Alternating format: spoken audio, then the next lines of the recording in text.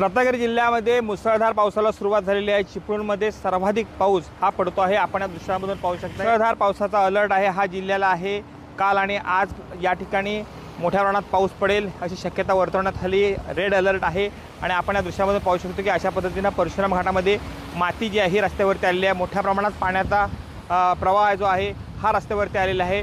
डोंगरामधून थेट पाणी जे आहे हे हायवेवरती येतं आणि त्याबरोबर माती जी आहे आणि दगड आहेत हे देखील या ठिकाणी आलेले आपल्याला पाहायला मिळत आहेत। मोठ्या प्रमाणात पर्जन्यमान सुरू आहे।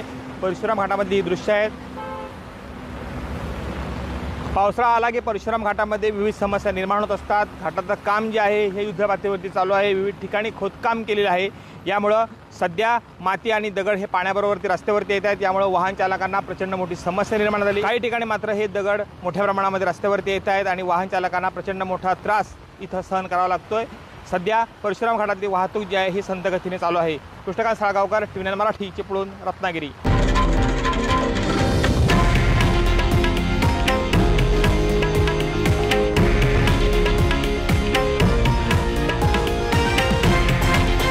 हे आहे देशातील नंबर 1 न्यूज नेटवर्क आणि आपण पाहत आहात TV9 मराठी, एकमेव।